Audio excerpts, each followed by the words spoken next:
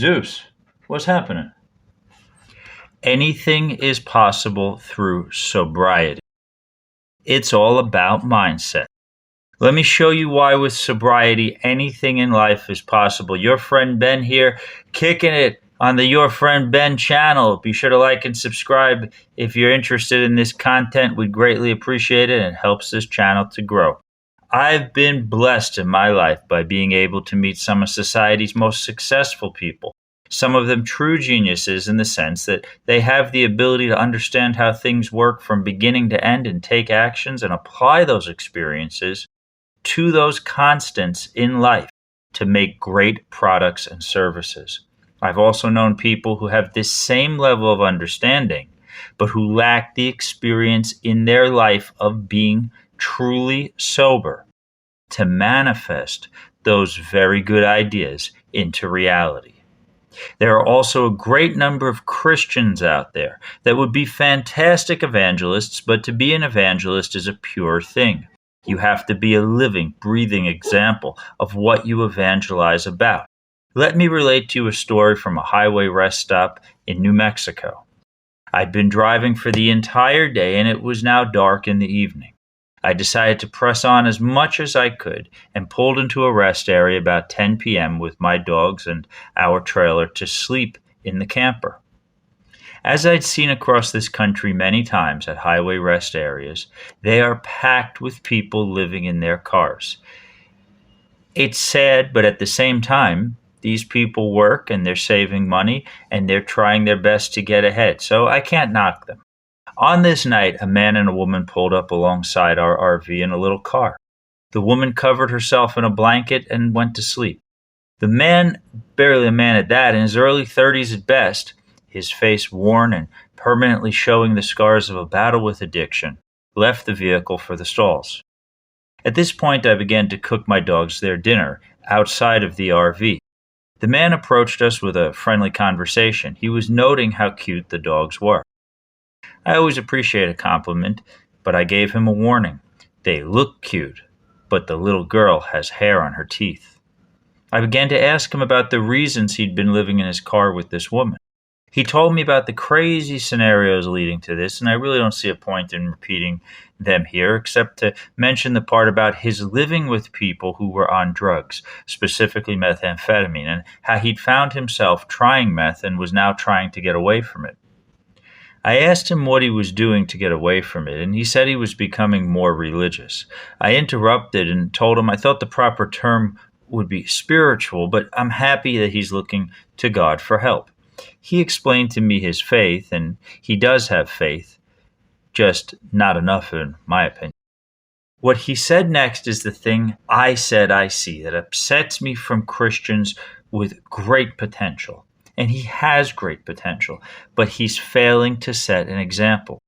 He admitted to using methamphetamine 2 days prior, but tells me now that because he left the environment he used the meth in just 48 hours before being here, that he was going now to start a church and teach others how to repair their lives.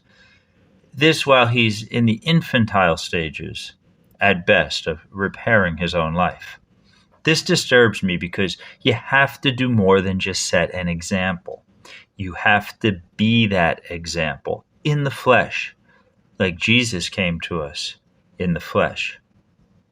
But how is anything and everything possible through sobriety? Well, let's examine that. I face some of the most exhausting and stressful situations known to man. I haven't just faced them. I face them now, all day, every day. Especially in the times we're living in our lawsuit-based economy and the mental deprivation of our American people. I somehow manage to handle these attacks and attackers and sleep like a baby at night and keep in good spirits and earn money and enjoy more parts of my life than the parts I don't enjoy because I'm sober. When you're sober, you make good decisions.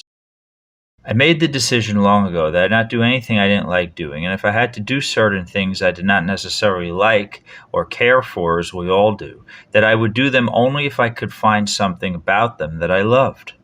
Life is a war, And in that war are battles that we face on our way to winning the war, to taking that castle. Did you know that Don King, the boxing promoter who spent time in prison, who's actually a great promoter also of music, the arts, and even civil rights, he funded a fantastic Supreme Court writ that resulted in the strengthening of our privacy rights through law, became probably the most successful promoter of his era by leaps and bounds above the others, and revolutionized the sport and its distribution, and he never took a drink. Donald Trump is another example of sobriety.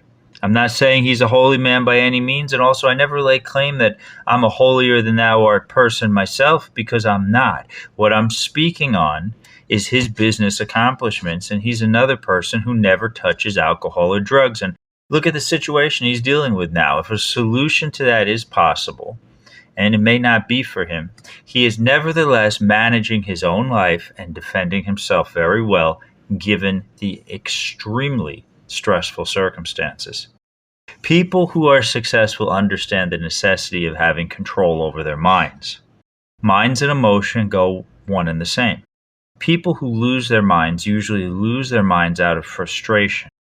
If you've heard the saying used by people under extreme pressure that goes, "It feels like the whole world is just coming down on me," that's because they have misconceptions. Drugs, drinking, this alters your cognizant ability, your ability to see things for what they truly are.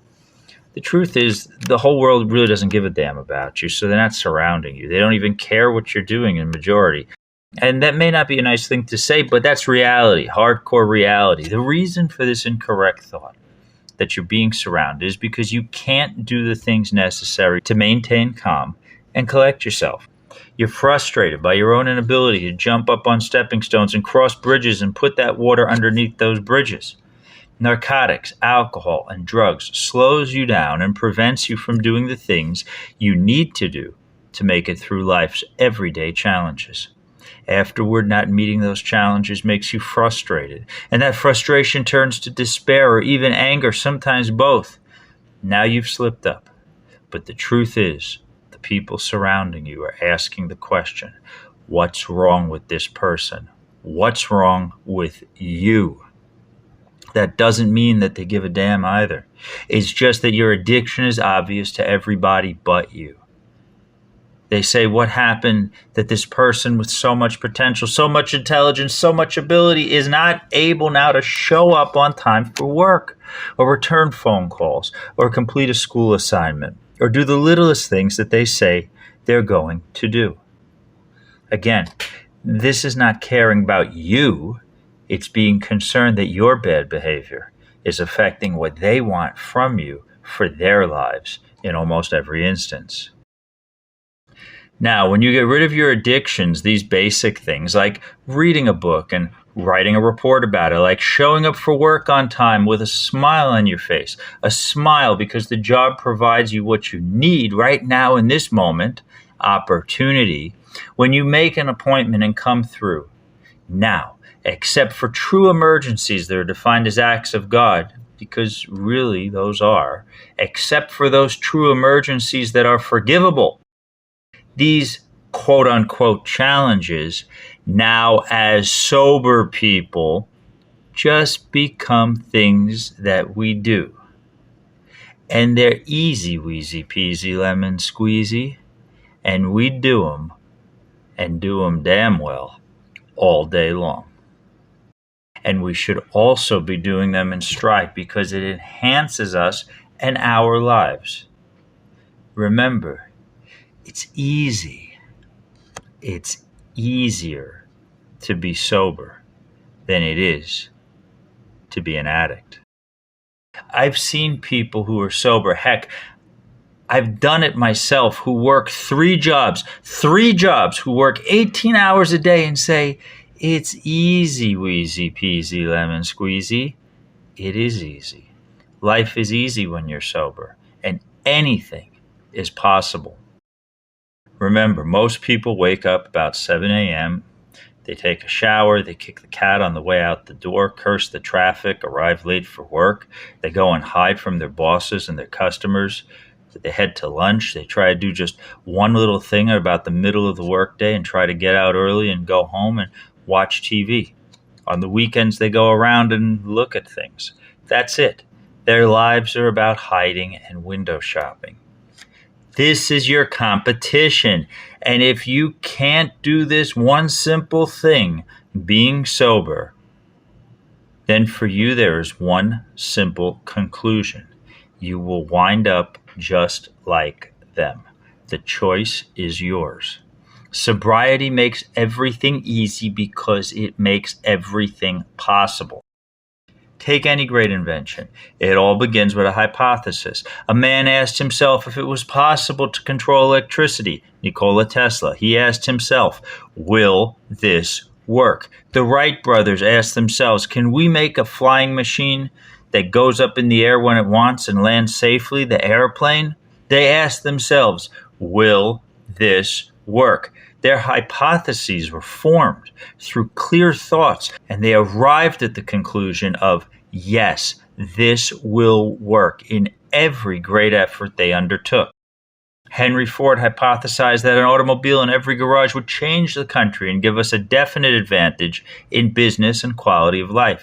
He envisioned cars crisscrossing the country that were manufactured in a way that made them both available and affordable to everybody. But he knew he would have to spend long nights in his kitchen with his wife, taking apart motors and making tremendous sacrifices to create the Model T. He changed the industrial world and also the manufacturing industry as a whole. But had he been up drinking whiskey with his wife, perhaps we'd still be riding horse-drawn carriages to get to our jobs. You get the point. In order for your vision to be clear, your thoughts need to be clear. You can't think clearly if you're ingesting things into your body that purposefully alter your mind and thoughts. The great things about this country compared to just about every other place on earth, although I'll admit this is now diminishing due to corruption and ineptitude from our public officials and the greedy bastards of the world, but still, it exists here more than any other place, and that is equal opportunity. A baby born in a hospital from wealthy, rich parents has the same exact opportunity in that moment to have a happy and healthy life as the child born in the bassinet next to him or her that becomes an orphan in the United States. At that age, a child's life is a blank sheet of paper, and I've watched firsthand with my own two eyes as the sons and daughters of billionaires, yes, billionaires with phenomenal intellect and incredible educations and ideas, waste all of the opportunity that they have to live the life they want to live because their minds become consumed by drugs and alcohol. I've seen the children of millionaires in New York City on their knees in the streets sniffing cocaine, unbathed for months, babbling incoherently to themselves, and they've lost everything and wind up cleaning toilets in motels or rent rooms by the hour because they spent the precious life God gave them in bars and doing drugs. But I've also seen the orphans of crack addicts and single teenage mothers from the South Bronx and Harlem. That kid in the bassinet next to the billionaire baby becomes some of the world's most successful people because they think clearly and they see how their peers have become demented from drug and alcohol abuse. The old axiom goes that successful people understand success came to them not when they rose up out the ditch, but when they made the conscious decision to rise up out of that ditch and came to know how to do it and then did it. Action, Jackson. Nothing happens until something moves. The greatest thinkers on this subject, the American philosophers who inspired our great American success stories, have spoken of this. Napoleon Hill said, if you can see it and believe it, you can achieve it. Make sure those beliefs are cured with reality and clear thoughts. You can't live in reality unless you have clear thoughts, and you can't have either of those two important parts of a healthy mindset without being sober. If success is defined by arriving through hypotheses about a plan and how it will play out, the strategy, then how you plan that strategy must be with a clear and sober mind. This is the birth of success. Even for the man sleeping on the street, when he's arrived at a conclusion that he knows what he wants to do, and he has hypothesized a way to go and do it, and is taking action every day to make that vision into reality, now he is successful. Now he's successful on his own terms. God be with him. I have a friend who was always in and out of work, and he didn't like working with or for others, but he had to. He had a very negative idea about working for and around other people and was constantly drinking. One day he came to a conclusion that he was in a job he hated because of the politics. He was teaching elementary school, and he decided he wanted to drive a truck. This is very recent, so I won't mention his name. In order to drive a truck, you can't drink alcohol, at least not if you value your life, so he stopped drinking. In that period, he left the job that was the cause of his misery, teaching while people constantly scrutinized him unjustly, and worked during the interim as a delivery man. He called me one day and said he changed his mindset about work. He was now, as a sober person, happy again because he found personal value in delivering packages. When he delivered a service to people that they needed and put a smile on his face, he felt, properly so, pride in what he was doing. And he knew that attitude and making clear, sober decisions would land him the job driving a truck that he badly wanted so he could travel the country. And 2 weeks later, he landed that job. He changed his mindset. Now, if you want to get off drugs or alcohol, take this into consideration. Life is a competition on all levels. You're competing in everything you do with the others around you, just as you compete against people to get the job you want or buy the house you want to live in. You're also competing with others when seeking a table in a restaurant or for your place in line at the grocery store. To be successful and get what we want, we need to compete with a clear mind. Not drinking or taking drugs puts you at a great advantage over the majority of your competition. Here are two great facts. Over 63% of Americans, your competition, admit to drinking alcohol. 17% of Americans lay the claim that they smoke marijuana but do not drink alcohol. Without taking into consideration the other drugs and addictions like prescription pills, heroin, crack, this is still a staggering number. This means 80%, or fully 8 in 10 of every other person you will come into life's ordinary competition with are not of full and clear minds. Being sober puts you at a tremendous advantage. So now you know what you need to know to accept that God wants you to treat your body, which includes your mind, with the greatest of respect to Him and the gift that the body is, and not put poison in it, and keep your mind sharp and focused and strong. When we do this, we have clear thoughts. And when we have clear thoughts, we are not frustrated or stressed out. And now we can properly hypothesize how to be successful and what success means to us, making the competition around us irrelevant, and in doing so, take the actions we need to become more successful in our lives, lock, stock, and barrel. Now, brothers and sisters, shoot for the stars. God bless you.